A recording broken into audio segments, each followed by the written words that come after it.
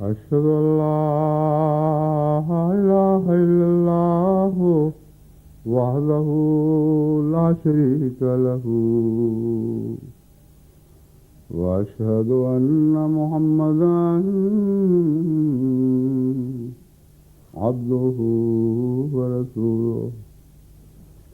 أما بعد فأعوذ بالله من الشيطان الرجيم بسم الله الرحمن الرحيم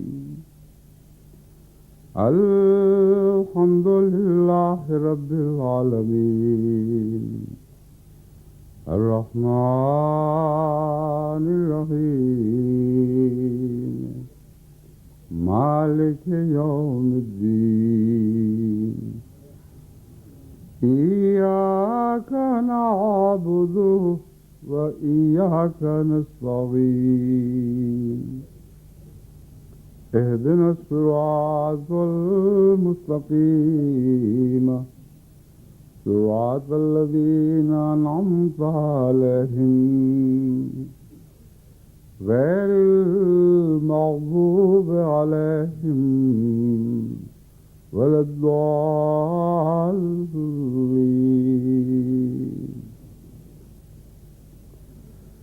رب هب لي من الصالحين فبشرناه بغلام حليم فلما بلغ معه السعي قال يا بني إني أرى في المنام أني أذبحك فانظر ماذا ترى قال يا أبت افعل ما تؤمر ستجدني إن شاء الله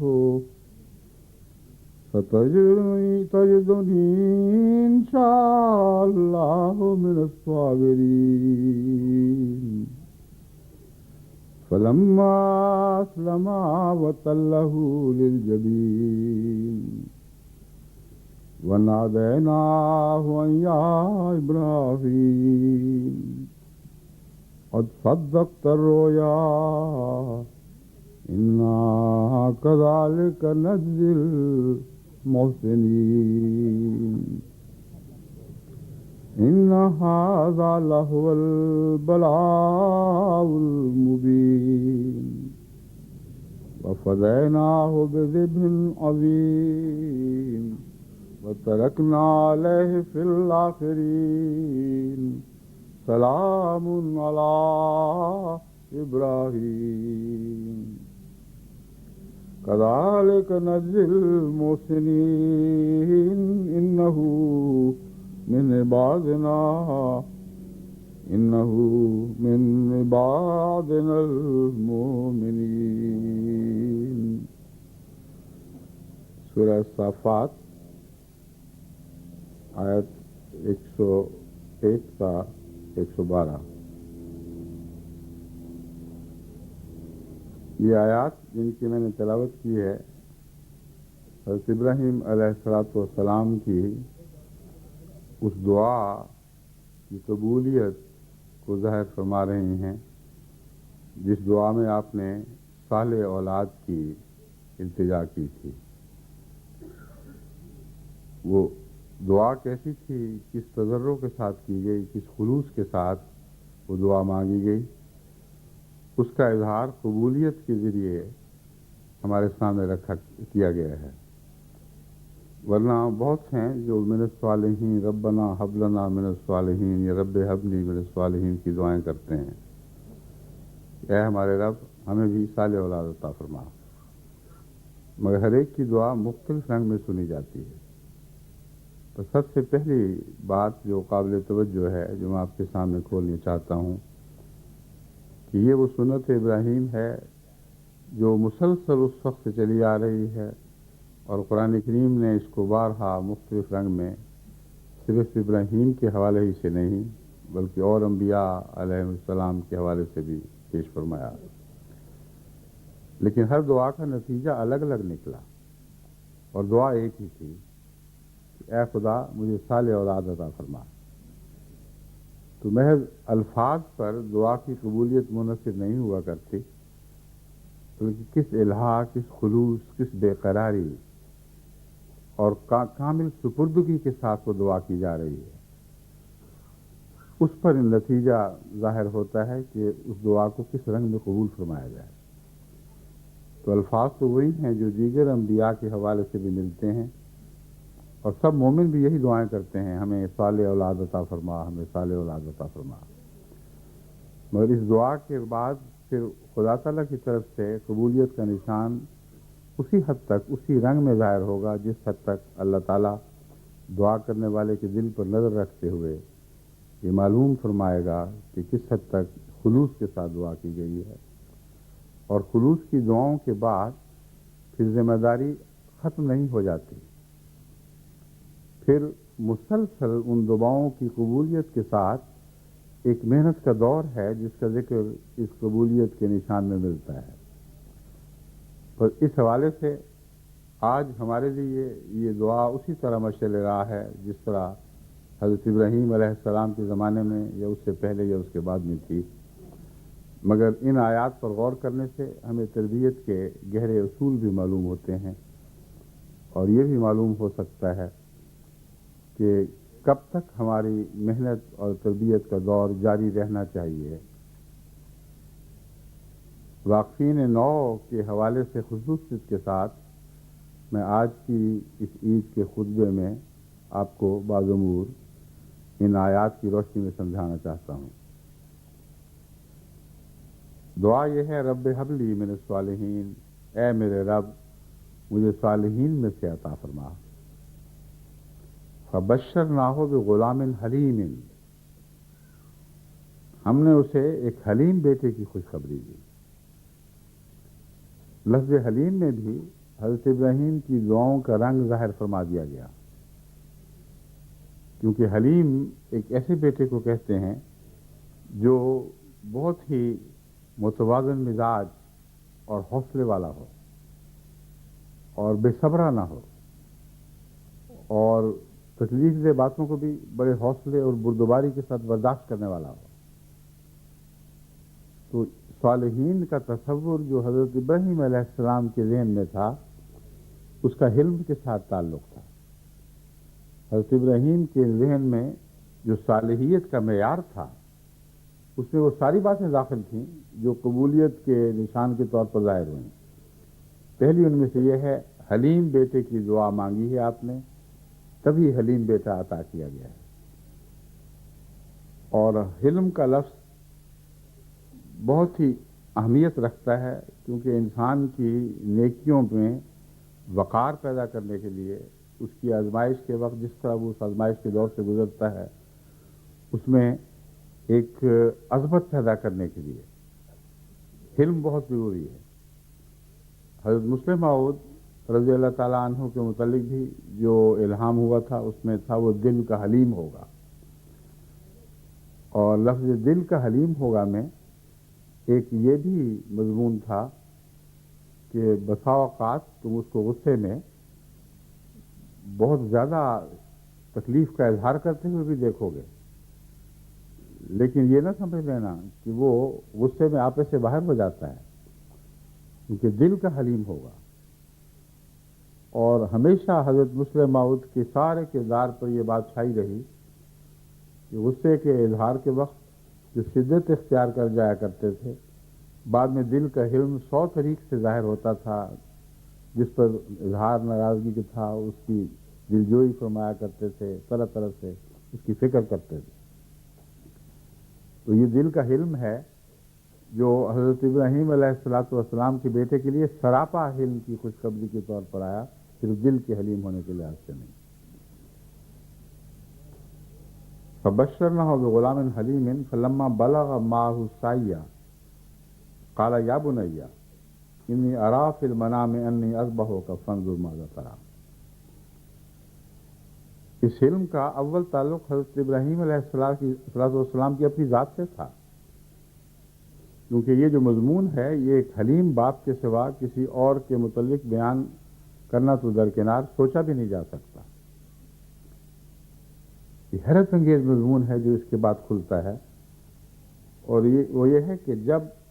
تک حضرت اسماعیل علیہ السلام اس عمر کو نہیں پہنچے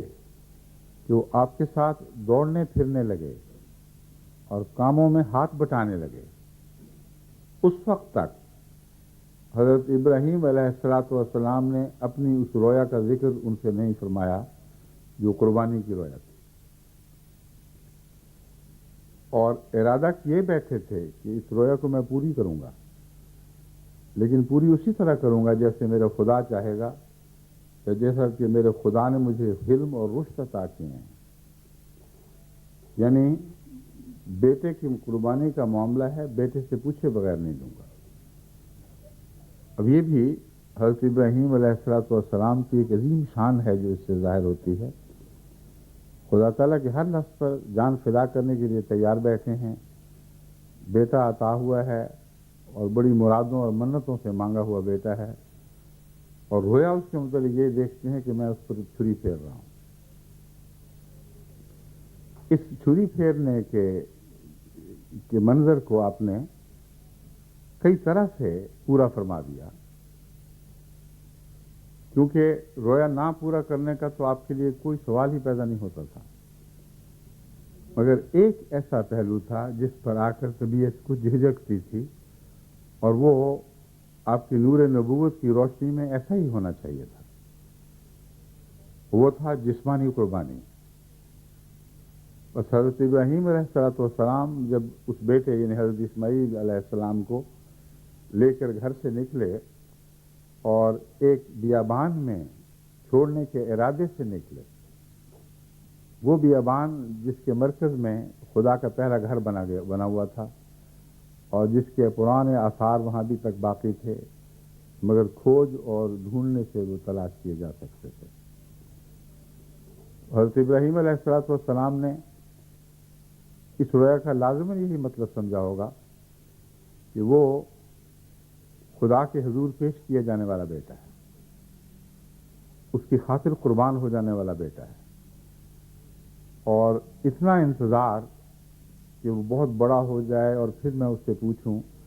کہ حضرت ابراہیم علیہ السلام کی قربانی کی روح کے منافی تھا، کیونکہ اللہ تعالیٰ فرماتا ہے اس کا تو یہ حال تھا، ہم نے کہا اسلم قال اسلمت لرب العالمین، وہ تو میرے حکم اور اس کی فرمانبرداری کے اظہار میں ایک ذرہ بھی فاصلہ نہیں پڑنے دیتا تھا۔ ہم نے کہا ابراہیم اسلم، تو ہمارے سپرد ہو جاؤ، اس میں میں اسلمت لرب العالمین، میں تو سپرد ہوا بیٹھا ہوں میرے آقا، میرے لیے کسی انتظار کا کوئی سوال نہیں، میں ہو چکا سپرد، ادھر فرمایا ادھر ہو گیا۔ یہ منظر ہے آپ کی فطرت کا، فطرت سلیمہ کا، جو قرآن کریم کی آیت پیش کرتی ہے۔ بس اس رویا کے عملی اظہار کے لیے، اس پر عمل کرنے کے لیے ممکن نہیں تھا کہ حضرت ابراہیم علیہ السلام اس وقت تک انتظار کرتے کہ بیٹے کی مرضی شامل ہو جاتی، اور نور نبوت سے آپ یہ بات جانتے تھے کہ کسی باپ کو یہ حق نہیں ہے کہ اس کی مرضی کے خلاف اپنے بیٹے کو قربان کر دے۔ ہر شخص کا ایک انفرادی حق ہے جو بہرحال قائم ہوگا، اور یہی وجہ ہے کہ جسمانی قربانی سے پہلے آپ نے حضرت اسماعیل کے باشعور ہونے کا انتظار کیا ہے، اور چونکہ دل بے قرار تھا قربانی کے لیے، اس لیے پہلا اظہار یہ کیا کہ خانہ کعبہ کے پاس اس بیٹے کو چھوڑ دیا، جو ابھی ایک ایسے کھنڈر کی صورت میں تھا جو ریت تلے دب چکا تھا، اس کے کوئی ظاہری نشان بھی دکھائی نہیں دیتے تھے۔ بس وہاں گئے، ان نشانات کا کھوج لگایا، ان کو معلوم کر کے اس کے قریب اپنی بیوی اور اس بچے کو چھوڑ گئے، ایک مشکیزہ پانی کا اور کچھ جو تھے جو پیچھے رکھ گئے، اور اس قربانی کو اللہ تعالیٰ نے قبول فرما لیا۔ اور حیرت انگیز طور پر اس قربانی کی قبولیت کے آثار ظاہر فرمائے. دور دور سے قافلے وہاں آنے لگے. انہوں نے ان کے لیے ہر قسم کے پھل تحفے لائے. وہ ان کے لیے ہر قسم کی نعمتیں اور ہر قسم کی غذائیں مختلف ملکوں سے وہاں لانے لگے. مگر وہ پانی کا چشمہ جس کے گرد وہ قافلے اکٹھے ہوئے تھے وہ ابتداً ایک ظاہری پانی کا چشمہ تھا، یعنی زمزم کا کنواں جو بعد میں کنواں بنا. وہاں حضرت ابراہیم علیہ السلام کی اس مقام پر حضرت اسماعیل علیہ السلام جس مقام پر ایڑیاں رگڑ رہے تھے، ان ایڑیوں کی رگڑ سے ہی وہ پانی جو پہلے سے دبا ہوا تھا اور اچھلنے کو تیار بیٹھا تھا، اللہ تعالیٰ کے حکم سے عین اس لمحے وہ پھوٹ پڑا جب حضرت اسماعیل علیہ السلام وہاں ایڑیاں رگڑ رہے تھے. تو وہ پانی جو آپ کے لیے اللہ تعالیٰ کے فضل کے ساتھ زندگی کا پانی بن گیا، بلکہ بہت سی قوموں کے لیے، بہت سے قافلوں کے لیے زندگی کا پانی بنا. وہ ظاہری صورت میں تو ایک مادی پانی تھا، مگر آپ کے پاؤں تلے سے نکلا اور اس پانی نے قافلوں کو کھینچا ہے. کیونکہ پانی کے ظاہر ہوتے ہی بہت سے پرندے وہاں ارد گرد پھرنے لگتے ہیں، بہت سی سبزی کے آثار ظاہر ہوتے ہیں. تو معلوم ہوتا ہے کہ پیشتر اس کے کہ وہ ان کی غذا ختم ہو جاتی، اس پانی نے پرندوں کو بھی کھینچا ہوگا. ایسے آثار ظاہر ہوئے ہوں گے کہ قافلے دور دور سے دیکھ کر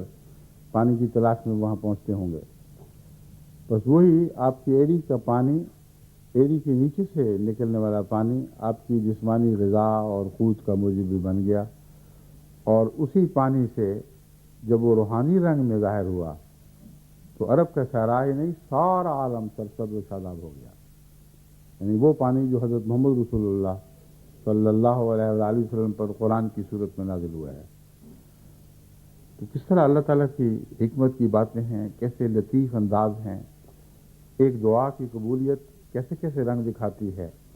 دنیاوی فوائد بھی رکھتی ہے، روحانی فوائد بھی رکھتی ہے. مگر اس دعا کرنے والے کے رنگ ہیں، اس کی قربانی کی روح ہے جو دراصل دعا کا رنگ لاتی ہے. اور ہمیشہ اس دل کی روح اور جذبے کا قبولیت دعا سے ایک تعلق ہوا کرتا ہے. بس رب حبلی من الصالحین دیکھنے میں ایک عام سی دعا ہے، اے میرے رب مجھے صالح عطا فرما. لیکن صالح کا فرق ہوا کرتا ہے.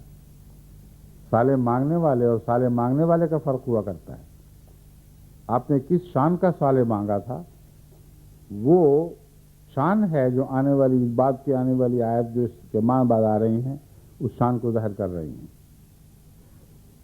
بس اس دوران کہ وہ اپنی اس عمر کو پہنچا کہ حضرت ابراہیم کے ساتھ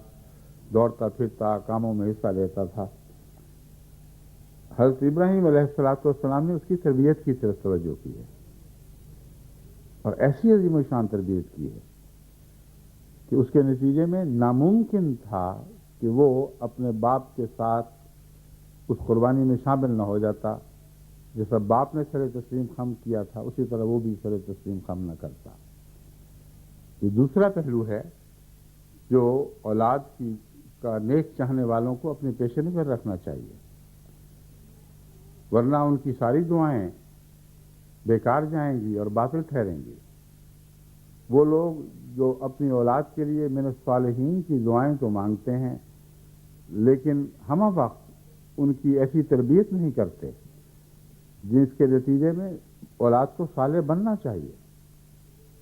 اولاد کے لیے اور چارہ نہ رہے سوائے اس کے کہ وہ صالح بن جائے.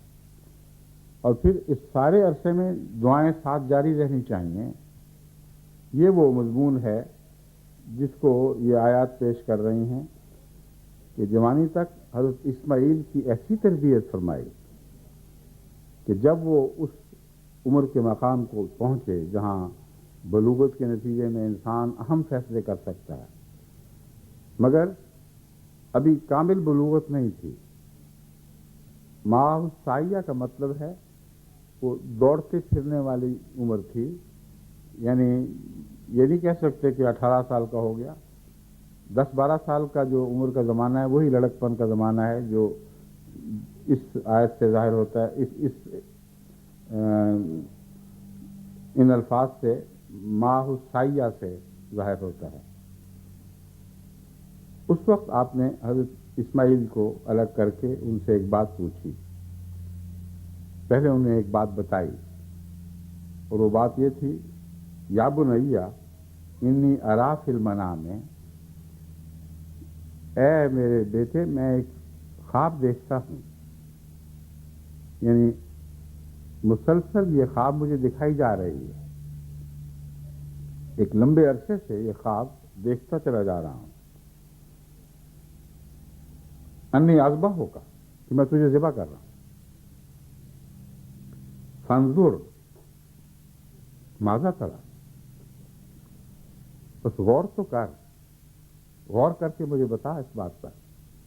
کہ تیری کیا رائے ہے۔ یہ نہیں فرمایا بس میں تجھے ذبح کروں گا، اس سے سمجھائی بات کہ میں یہ خواب دیکھتا ہوں مگر اس کے پورے کرنے کا اظہار تجھ پر ہے، تو جس رنگ میں اسے پورا کرنے کے لیے اپنے آپ کو آمادہ پائے گا مجھے بتا دے تاکہ میں اس کے مطابق عمل کروں۔ فانظر ماذا ترى ایک عجیب بیان ہے، بہت ہی دلکش اور خوبصورت، کہ میرے بیٹے غور کر کہ تیری کیا رائے ہے اس بارے میں۔ قال یا ابت افعل ما تؤمر،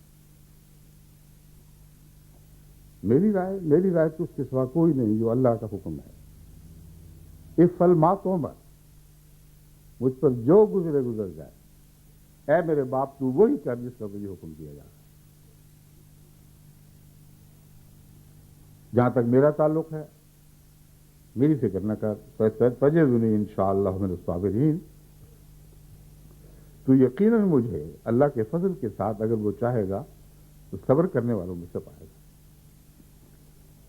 اب یہ جو قبولیت دعا کا عظیم الشان اظہار ہے، یہ تاریخ عالم میں اس سے پہلے کبھی کسی نے نہیں دیکھا۔ ایسا بیٹا جس کو قربان کرنے کا حکم دیا جا رہا ہے بارہا، اور عمل قربان کر بیٹھے ہیں، ایک بے آب ہو گیا وادی میں اس کو پھینک آئے ہیں، اس بیٹے کے عملاً جسمانی طور پر ذبح کرنے کے انتظار میں وہ وقت کاٹا ہے، لیکن اس کی مرضی کو شامل کیے بغیر یہ اس بات پر دل آمادہ نہیں ہوتا، اور بیٹے کی تربیت مسلسل ایسے رنگ میں کی گئی ہے کہ جب وہ قربانی کا وقت آتا ہے تو کہتا ہے اے میرے باپ تو کر گزر جو تجھے حکم دیا گیا، تو تجدنی انشاءاللہ من الصابرین، اور مجھے تو ضرور اللہ کے فضل کے ساتھ جب اگر وہ چاہے گا تو صابرین ہی میں سے پائے گا۔ فلما اسلما وتلہ للجبین، بس وہ جب دونوں اپنے آپ کو خدا کے سپرد کر بیٹھے، پہلے تو اسلم کے منظر میں حضرت ابراہیم اکیلے ہی مخاطب تھے، اب وہ دو ہو گئے ہیں جو خدا کی رضامندی میں اپنے آپ کو، اپنی روح کو کلیتاً خدا کے قدموں پہ ڈال دیتے ہیں۔ فلما اسلما وتلہ للجبین، جب وہ دونوں رضامند ہو گئے اور آپ نے اسے پیشانی کے بل گرا دیا، یعنی زمین پر ڈال دیا پیشانی کے رخ، تاکہ وہ دیکھ نہ سکیں، اور آنکھوں میں آنکھیں ڈال کر دیکھتے ہوئے قربانی کرنا یہ حضرت ابراہیم جیسے نہایت نرم دل اواہ و منیب انسان کے لیے بہت ہی مشکل کام تھا، اور یہ قربانی وہ انسان کر رہا ہے جس کا دل بے انتہا نرم تھا۔ قرآن نے گواہی دی ہے کہ یہ ابراہیم کوئی سخت دل انسان نہیں تھا،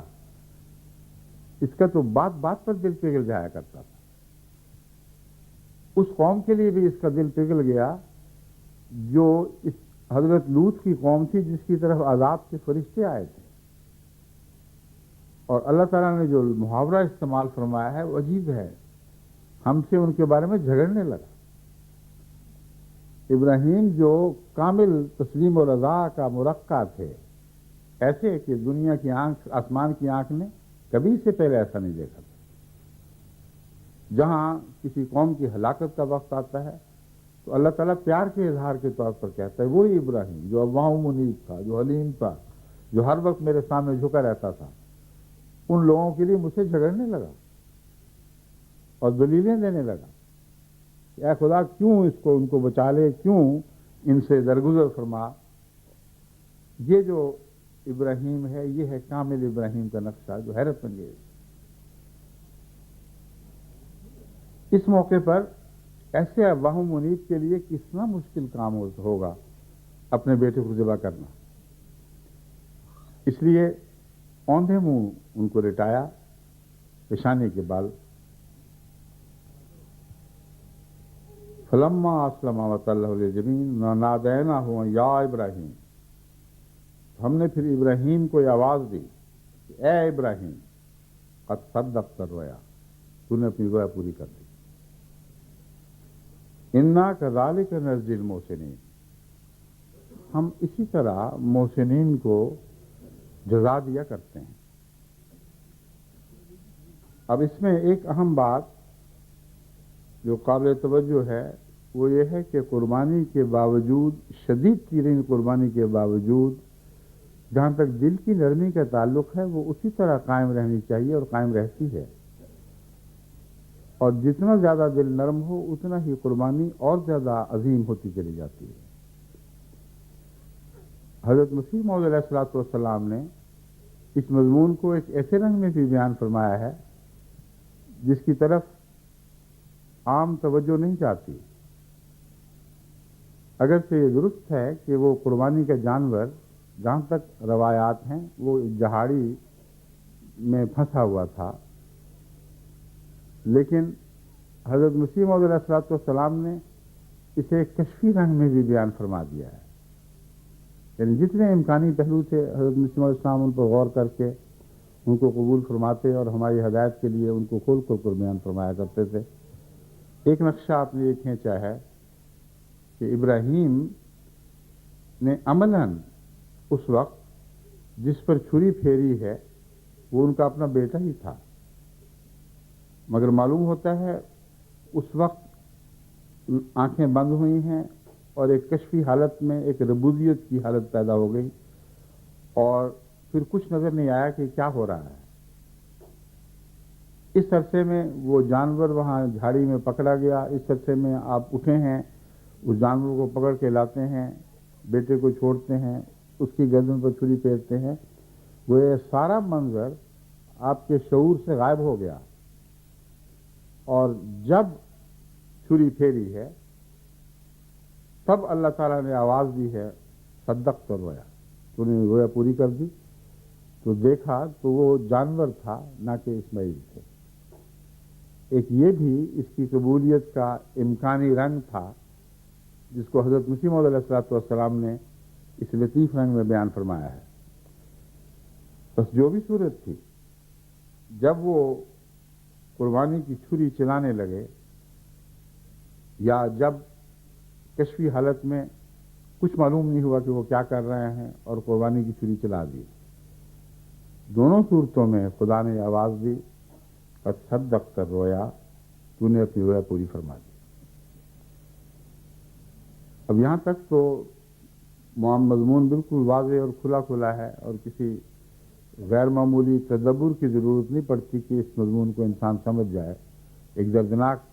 واقعہ ہے جو دردناک واقعات میں سے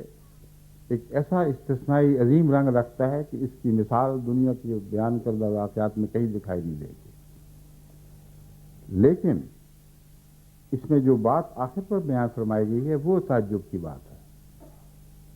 وہ یہ ہے انا کذالک نجزی المحسنین، تو نے جو رویا پوری کر دی یہ جزا ہے تیرے محسن ہونے کی۔ یعنی ہم ان بندوں کو جو محسن ہیں، قربانیوں کی جو رویا دکھاتے ہیں یا قربانیوں کی طرف جب بلاتے ہیں تو ان کی جزا یہ ہوتی ہے کہ ان قربانیوں کو پورا کرنے کی توفیق بخشا کرتے ہیں۔ یہ ایک ایسا مضمون ہے جو حیرت انگیز لطافت بھی رکھتا ہے اور عظمت بھی رکھتا ہے۔ لوگ سمجھتے ہیں کہ احسان کی جزا صرف نعمتیں اور مختلف قسم کے فضلوں کا نازل ہونا ہے. جو اعلیٰ درجے کے محسن ہیں ان کی جزا بھی قربانیاں ہی ہوا کرتی ہے. جتنا بڑا محسن ہوگا اتنی ہی بڑی اس کی جزا ہوگی، اور سب سے بڑی جزا قربانی کی توفیق عطا فرمانا ہے. چنانچہ حضرت ابراہیم علیہ الصلوۃ والسلام یہی دعا آپ نے یہ مانگا کرتے تھے، ربنا ارنا مناسکنا، اے ہمارے رب ہمیں اپنی قربان گاہیں بھی دکھا اور قربانیاں جس طرح تیرے حضور پیش کرنی ہیں وہ طریق بھی سکھا. تو فرمایا کذالک نجزی المحسنین، اے خدا کی راہ میں اپنے آپ کو پیش کرنے والوں، یاد رکھو کہ جو منتیں باندھو گے، جن قربانیوں کے ارادے کرو گے، ان کی توفیق اگر محسن ہو گئی تو تمہیں ملے گی، ورنہ تمہیں انہیں پورا کرنے کی توفیق بھی نہیں ملے گی. بس مسلسل محسن بننا یعنی اللہ تعالیٰ سے ایسا معاملہ رکھنا جیسے آپ خدا کو دیکھ رہے ہوں اور خدا آپ کو دیکھ رہا ہو، اور اس حالت میں زندگی بسر کرنا کہ مسلسل دل سے آواز اٹھے کہ سبحان من یرانی، سبحان من یرانی، پاک ہے وہ جو مجھے دیکھ رہا ہے، پاک ہے وہ جو مجھے دیکھ رہا ہے. اس وقت پھر قربانیاں کرنے کی توفیق یہ جزا ہے، نہ کہ نیک عمل. نیک عمل کی جزا قربانیاں ادا کرنے کی توفیق ہے. یہ وہ عظیم الشان مضمون ہے جس سے آگے پھر جزا پھوٹتی ہے جو لامتناہی ہے. وہ جزا جو اس سے پیدا ہوتی ہے اس کا کوئی کنارہ دکھائی نہیں دیتا، وہ ہمیشہ جاری رہنے والی ایک جزا ہے جس کا ذکر قرآن کریم مختلف جگہوں پر حضرت ابراہیم علیہ السلام کے حوالے سے فرماتا ہے. قد صدقت رویا، تو رویا پوری کر چکا، اور کئی رنگ میں پوری کر چکا. انا کذالک نجزی المحسنین، اس طرح رویا پورا کرنے کی توفیق عطا کرتے ہوئے ہم محسنین کو جزا دیا کرتے ہیں. اس لیے یہ جزا ہے کہ اس مصیبت میں پڑنا اور باسلامت نکل آنا یہ کوئی آسان بات نہیں ہے. جب تک خدا تعالیٰ کا غیر معمولی فضل ہو، ایسی عظیم منتیں مانگ کر ان کو پورا نہیں کیا جا سکتا. ان ھذا لہو البلاء المبین، یہ جو توفیق بخشی گئی ہے یہ تو بہت بڑی بلا تھی، بہت بڑی آزمائش، اور ایسی آزمائش جو کھلی کھلی آنکھوں میں آنکھیں ڈال کر جھانک رہی ہے. یعنی بلا کو عظیم نہیں بلکہ مبین فرمایا گیا. ابراہیم کو جس آزمائش کے دور سے خدا نے گزارا تو اتنی کھلی کھلی آزمائش تھی کہ اس میں کوئی شبے کی گنجائش ہی باقی نہیں رہی. بیٹے کو اپنے ہاتھ سے لٹا کر ذبح کرنے کی آزمائش یہ کوئی مخفی رنگ تو اپنے اندر نہیں رکھتی. جو مخفی رنگ رکھنے والی آزمائشیں تھیں وہ پہلے پوری کی جا چکی تھیں. اس وقت اس بات پر رضامند ہونا فرمایا یہ جزا ہے جو ہم نے ابراہیم کو دی. ان ھذا لہو البلاء المبین، یقیناً بلائے مبین تو یہی ہوا کرتی، کھلی کھلی آزمائش اس کو کہا کرتے ہیں، یہ ہوتی ہے. وَفَدَيْنَاهُ بِذِبْحٍ عَظِيمٍ، اور ہم نے اس کو یعنی اسماعیل کو ایک بڑی قربانی کے ذریعے فدیہ دے کر بچا لیا. اس سلسلے میں پہلے بھی میں بارہا ذکر کر چکا ہوں. یہاں وہ بکرا یا مینڈھا جو جھاڑی میں پھنسا ہوا تھا وہ ذبح عظیم نہیں تھا. حضرت اسماعیل کے مقابلے پر اس کی حیثیت کیا تھی کہ وہ ذبح عظیم کہلائے. بس یہاں فدینہ و بذبح عظیم سے ہرگز یہ مراد نہیں کہ وہ بکرا بڑا عظیم تھا جس کے ذریعے ہم نے ابراہیم اسماعیل کو بچایا. مراد ہے وہ محمد رسول اللہ کا قربانیوں کا دور بڑا عظیم ہے، اس میں ایک نہیں سینکڑوں ہزاروں بلکہ آئندہ آنے والی نسلوں میں بھی قیامت تک لاکھوں کروڑوں انسان اسماعیل کی طرح اپنی گردنیں پیش کریں گے اور ان کی گردنیں قبول کی جائیں گی، ان کا خون زمین میں بہایا جائے گا. یہ وہ ذبح عظیم ہے جس کی طرف یہ آیت اشارہ فرما رہی ہے، اور جزا محسنین کی جزا یہ بنی ہے کہ ایک بیٹے کی قربانی پر حضرت ابراہیم آمادہ ہوئے تو اللہ تعالیٰ نے ان سے قربانیوں کا ایک سلسلہ جاری فرما دیا، تا قیامت نہ ختم ہونے والا سلسلہ جاری فرما دیا۔ وَتَرَكْنَا عَلَيْهِ فِي الْآخِرِينَ سَلَامٌ عَلَىٰ ابراہیم، یہ جزا ہے جو مکمل ہوئی ہے۔ قیامت تک جب تک لوگ خدا کے حضور اپنی پیاری چیزیں، اپنی جان سے زیادہ عزیز زندگیاں اور وجود اور تعلق رکھنے والے قربان کرتے چلے جائیں گے، اس وقت تک ابراہیم کو سلام پہنچتا رہے گا۔ حیرت انگیز بات، ایک واقعہ قربانی کا، اور وہ بھی ایسا کہ آزمائش میں ڈال کر پھر اس آزمائش کے انتہائی دکھ سے بھی بچا لیا گیا، اس کا اتنا بڑا بدلہ، اتنا بڑا بدلہ اس دعا کی گہرائی سے تعلق رکھتا ہے، ورنہ کتنے ہیں جو صالحین کی دعا کرتے ہیں ان کو ایسا بدلہ ملتا ہے۔ پھر میں آپ کو اس طرف متوجہ کرتا ہوں کہ جو اولاد آپ نے خدا کے حضور پیش کی ہے یا آئندہ کریں گے، یہ دعائیں اگر پہلے نہیں کی تو اب کرتے رہیں کہ اللہ تعالیٰ اس قربانی کو اسماعیل کی قربانی کا رنگ عطا فرما، کہ ایسی قربانیاں ہوں کہ قیامت تک ان سے آگے پھر قربانیاں پھوٹتی رہیں، اور ایک عظیم قوم پیدا ہو جو ان قربانیوں کی یاد کو عملاً اپنی جانیں تیرے حضور پیش کر کے پوری زندہ رکھتی رہے، اور ہر ایسی قربانی کے منظر کے وقت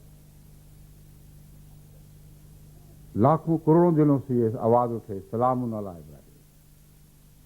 سلامتی ہو ابراہیم، اتنا بڑا احسان کیا ہے۔ اور سلام علی ابراہیم کی آواز جو آئندہ نسلوں سے اٹھنی ہے، اس نے محسنین کا یہ معنی بھی ہمیں دکھا دیا۔ ابراہیم بہت بڑا محسن تھا، اس کی کوکھ سے، اس کی نسب سے وہ عظیم نبی برپا ہونا تھا جس کی خاطر کائنات کو پیدا کیا گیا۔ وہ عظیم نبی برپا ہونا تھا جس نے قربانیوں کے لامتناہی سلسلے قیامت تک جاری کر دینے تھے۔ بس اتنا بڑا محسن انسانیت کا، یعنی براہ راست نہ صحیح اللہ کے حوالے سے صحیح، مگر اس کی دل کی آرزوؤں کو آسمان نے قبول کیا اور آسمان سے وہ رحمت برسائی جس کا نام رحمت للعالمین ہے۔ یہ بھی تو ابراہیم کے احسانات میں سے ایک ہے جو انسانیت پر کیے گئے، آئندہ آنے والی نسلوں پر کیے گئے۔ تو فرمایا جو محسن ہو، اس شان کا محسن ہو، اس کی آزمائش بھی بہت بڑی ہونی تھی، اور اس آزمائش پر اسے پورا اترنے کی توفیق بھی ہم نے عطا کرنی تھی، اور جب وہ آزمائش پر اتر جاتا تو مقدر تھا کہ آئندہ ان کی نسلوں، اس کی آنے والی دور کی نسلوں میں بھی وہ قربانی جاری رہے، اسی جذبے کے ساتھ جاری رہے، اور ہر قربانی کے دل سے آواز اٹھے، سلام علی ابراہیم، اے ابراہیم تجھ پر سلام ہے۔ بڑا عظیم الشان وجود تھا۔ آج جب کہ حج کے موقع پر لکھوں کا انسان تمام دنیا سے اکٹھے ہوتے ہیں تو آن حضرت صلی اللہ علیہ وآلہ وسلم پر درود بھیجتے ہوئے ابراہیم پر بھی سلام بھیجتے ہیں، اور دیکھو خدا تعالیٰ کتنا ذرہ نواز ہے۔ حیرت کی بات ہے، کبھی کسی عمل کو اس جزا سے اتنا بودھ نہیں ہوگا جتنا اس چھوٹے سے عمل کو اس جزا سے ہے جو ابراہیم علیہ الصلوۃ والسلام کی جزا کے طور پر آپ کو عطا کی گئی۔ ایک بچے کو قربان کر دینا یہ عملاً اس سے پہلے ہوتا رہا ہے۔ بہت سے بچے ایسے بھی تھے، بہت سی بیٹیاں ایسی تھیں جن کو ماں باپ نے خود بتوں کی بھینٹ چڑھا دیا، فرضی دیوتاؤں کی بھینٹ چڑھا دیا،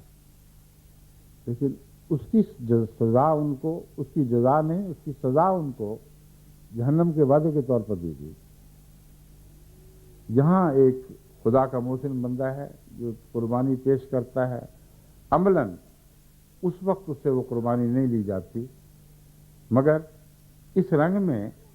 وہ قربانی پوری کر دی جاتی ہے کہ اللہ فرماتا ہے تو پوری کر چکا، تیری طرف سے یہ قربانی قبول ہو گئی۔ لیکن آئندہ اس کے نام کو اتنا بلند کرنا، اتنا روشن کرنا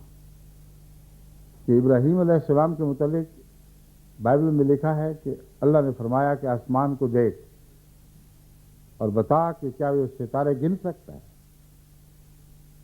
ابراہیم نے جواب دیا نہیں۔ صحرا کی ریت کو دیکھ، کیا تو ریت کے ذرے گن سکتا ہے؟ ابراہیم علیہ السلام نے جواب دیا نہیں۔ تو میں تیری نسل و ذریت میں اتنی برکت دوں گا، آسمان کو ستاروں کی طرح شمار نہیں ہوگی، ریت کے ذروں کی طرح اس کا شمار ممکن نہیں ہوگا۔ بس اللہ تعالیٰ کا احسان ان قربانیوں کے مقابل پر جو پیش کی جاتی ہیں اتنا زیادہ اور اتنا وسیع اور اتنا عظیم اور بلند مرتبہ ہو جاتا ہے،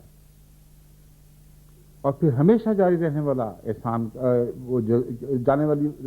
ہمیشہ جاری رہنے والی وہ جزا ہے جس پر کوئی کنارہ ختم ہونے کا نہیں آیا کرتا۔ اس سے بڑھ کر قربانیوں کی اور کیا مثال پیش کی جا سکتی ہے جس کے نتیجے میں دل ہر قربانی کے لیے تیار ہوں اور اچھلیں اور اپنا ذرہ ذرہ اس راہ میں قربان کرنے کے لیے تیار ہوں۔ اس سے بڑھ کر شاندار مثال آپ کو کوئی اور دکھائی نہیں دے گی۔ بس اللہ تعالیٰ نے اس کو بیان بھی اسی طریقے سے فرمایا، یہ سارا ذکر کرنے کے بعد فرمایا سلام علی ابراہیم کذالک نجزی المحسنین۔ تم پہلے کذالک نجزی المحسنین سے ڈر نہ جانا، یہ نہ سمجھنا کہ اللہ تعالیٰ مصیبت میں ہی مبتلا کر کے احسان کی جزا دیا کرتا ہے۔ مصیبتوں میں مبتلا کرنا احسان کی جزا کس لیے بنتا ہے کہ جب وہ انسان اس امتحان میں پورا اترے، پھر جو خدا تعالیٰ کی طرف سے جزا کا سلسلہ ہو اس کی انتہائی کوئی نہیں رہتی۔ فرمایا اس طرح ہم نے ابراہیم کو پہلے قربانی کی توفیق بخشی، پھر اس قربانی کو قبول کرتے ہوئے لامتناہی جزا کا سلسلہ جاری فرما دیا۔ کذالک نجزی المحسنین انہ من عبادنا المؤمنین، یقیناً وہ ہمارے مومن بندوں میں سے تھا۔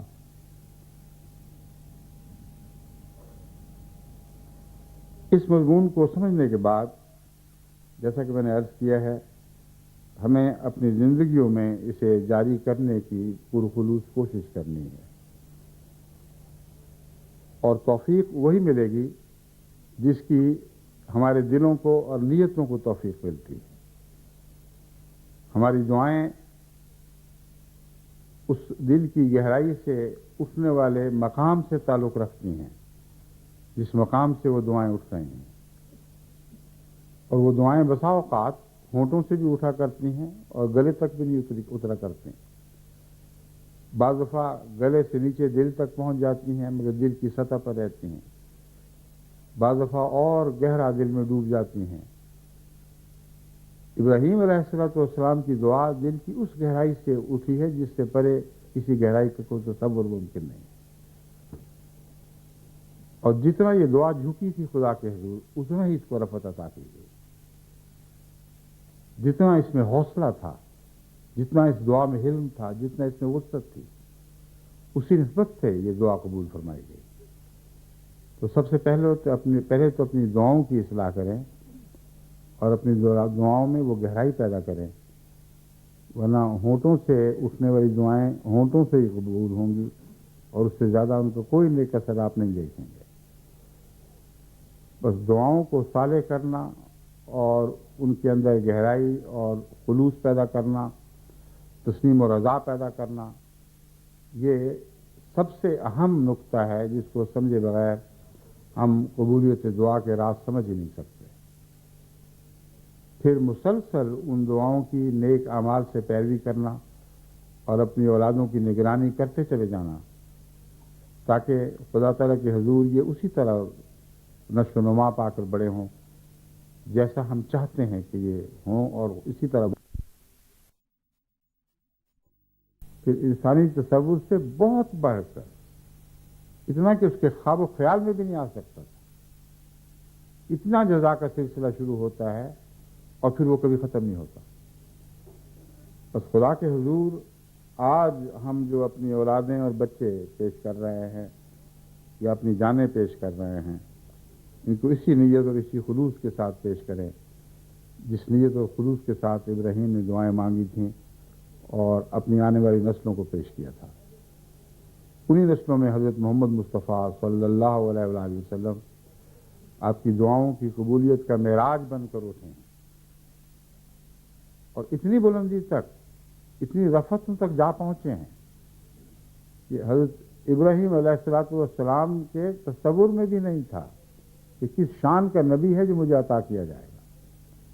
یہ رفتیں جو حضرت صلی اللہ علیہ وآلہ وسلم کو نصیب ہوئی ہیں، یہ واقعتاً حضرت ابراہیم علیہ السلام کی ذہن کی پہنچ سے باہر تھیں. اور اس مضمون کو میں پہلے دوسرے وقتوں میں کھول چکا ہوں، لیکن یہ امر واقعہ ہے کہ جو مانگا تھا بہت بڑا مانگا تھا، لیکن جو عطا کیا گیا ہے اس سے بہت بڑا تھا جو مانگا گیا تھا. یہ بھی ایک محسنین کی جزا کا رنگ ہے جو اللہ تعالیٰ کی رحمانیت رکھتی ہے اور اسی رنگ سے پھر محسنین کو جزا دی جاتی ہے. اور حضرت رسول اللہ صلی اللہ علیہ وآلہ وسلم کے حوالے سے آپ کو سلام پہنچے. کذالک نجزی المحسنین میں یہ بھی ایک بہت عظیم بات ہے کہ سلام کسی کس و ناقص کی طرح کے حوالے سے نہیں پہنچ رہا. محمد رسول اللہ کے نام کے ساتھ تجھے سلام پہنچے گا اور یہی وہ سلام ہے جو قیامت تک جاری رہے گا. اب تمام دنیا کے مذہبی عبادتوں کی مذہبی عبادتوں کا مطالعہ کر کے دیکھ لیں، وہ ساری قومیں جو ابراہیم کو مانتی ہیں اور بڑی عظمت دیتی ہیں، ان کی کسی مذہبی عبادت میں ابراہیم پر سلام بھیجنا داخل نہیں. جب تک حضرت محمد رسول اللہ صلی اللہ علیہ وآلہ وسلم تشریف نہیں لائے، اس وقت تک اس تمام عرصے میں جو ابراہیم کو گزرے ہوئے جو حضرت ابراہیم کی بعثت کے بعد گزرا، رسول اللہ علیہ وسلم کی بعثت تک گزرا، کہیں آپ کو ابراہیم پر سلام بھیجنے کا کوئی ذکر نہیں ملے گا. بس جس سلام کا وعدہ دیا گیا ہے اس کی رفت اور اس کی عظمت کو بھی بیان فرمایا گیا ہے. ایسا سلام جو محمد رسول اللہ کے حوالے سے دیا گیا ہو. آج جب بھی آپ درود پڑھتے ہیں اور کل جب بھی مسلمان درود پڑھیں گے اور ہمیشہ پڑھتے چلے جائیں گے، جب سے درود شروع ہوا ہے ابراہیم کے نام کا سلام ہمیشہ سے اس درود میں شامل فرما دیا گیا اور اس نام کا سلام آج بھی پہنچ رہا ہے اور کل بھی پہنچے گا. اور وقت کے گزرنے کے ساتھ ان لوگوں کا شمار ممکن نہیں رہے گا جو یہ سلام ابراہیم کو بھیج رہے ہیں. فرمایا سلام علی ابراہیم، ابراہیم پر سلام ہو، مگر کیسا سلام؟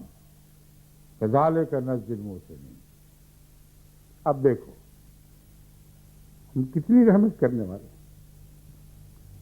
انسان کی قربانیوں کو خواہ بظاہر چھوٹی ہوں، ان کی دل کے پیمانوں سے ناپتے ہیں اور دل میں جتنی بھی عظمت ہو اور دل جتنا بھی خدا کے حضور جھکا ہوا ہو، اسی نسبت سے ہم ناپ کر ان کے بدلے دیتے ہیں اور پھر ان کو بڑھا دیتے ہیں. اتنا بڑھا دیتے ہیں کہ دل کے تصور میں بھی وہ بات نہیں آ سکتی. یہ سلوک ہے جو اللہ تعالیٰ اپنے بندوں سے کرتا ہے. اب یہ ہمارے سامنے ہے، مگر یاد رکھیں کہ اس کی توفیق کہ کس حد تک ہم اپنی دعاؤں کو صاف اور پاک کریں، کس حد تک اپنی اولاد کو ان دعاؤں کے مطابق ڈھالنے کی توفیق پائیں، یہ توفیق بھی اللہ ہی سے ملے گی. اور صرف دعائیں ہی نہ کریں، اپنے دعاؤں کے صالح اور دعاؤں کے پاک ہونے کے لیے بھی دعا کیا کریں. ایاک نعبد و ایاک نستعین میں یہ مضمون بھی داخل کر لیں. یا خدا تیری عبادت کرنا چاہتے ہیں مگر عبادت کے رنگ بھی تجھ سے ہی حاصل کرنا چاہتے ہیں. ایاک نستعین، تیری مدد کے بغیر ہم کوئی عبادت نہیں کر سکتے. بس میں امید رکھتا ہوں کہ اس انکسار کے مقام تک خدا ہمیں پہنچنے کی توفیق عطا فرمائے گا، جس کے نتیجے میں وہ خود ہی ہمیں سمجھائے گا کہ دعا کیسے کرنی ہے اور کیا کرنی ہے، خود ہی اس پر ان دعاؤں کے نتیجے میں قربانیوں کی توفیق بخشے گا، خود ہی ان قربانیوں کو قبول فرمائے گا، اور ان کی رضا اتنی عظیم ہوگی کہ ہمارے خواب و خیال میں بھی نہیں آ سکتی۔ ہم اس دنیا سے گزر جائیں گے، مگر ہماری قربانیوں کا پھل آنے والی نسلیں ہمیشہ ہمیشہ کے لیے کھاتی چلی جائیں گی۔ اللہ تعالیٰ ہمیں اس رنگ میں خدا کے حضور اپنی جان، اپنے مال، اپنے وقت، اپنی عزت اور اپنی اولادوں کو قربان کرنے کی توفیق عطا فرمائے۔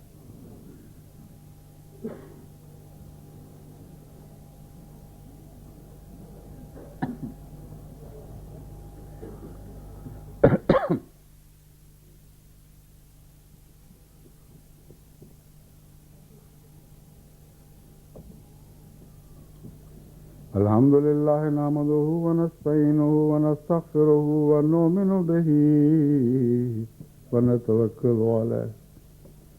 ونعوذ بالله من شرور أنفسنا ومن سيئات أعمالنا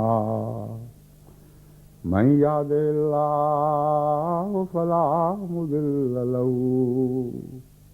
ومن يضلله فلا هادي له ونشهد أن لا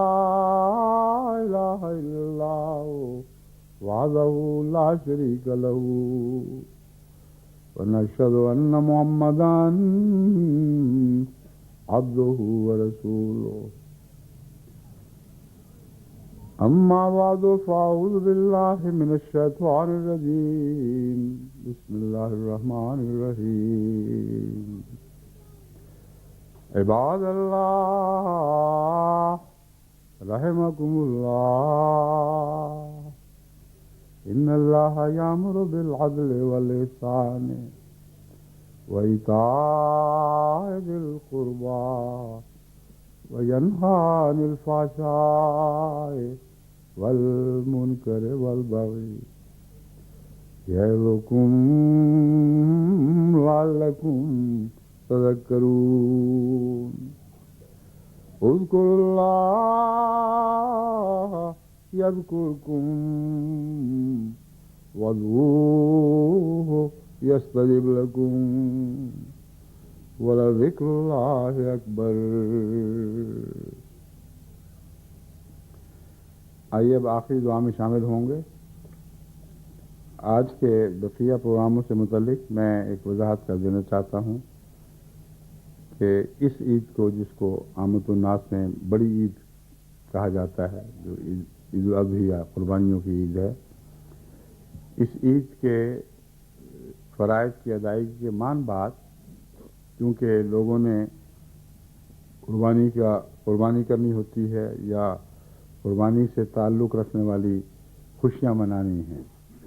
یعنی قربانی کا گوشت خود نہ بھی دے رہے ہوں،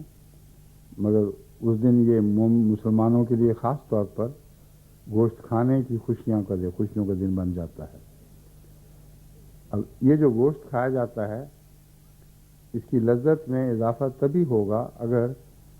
آپ ابراہیم علیہ السلام کی قربانی کی یاد اور حج پر جو قربانی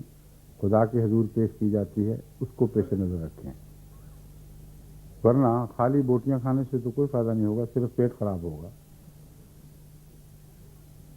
اس طرح کھائیں کہ یاد کریں کہ یہ قربانی جو دی گئی تھی یہ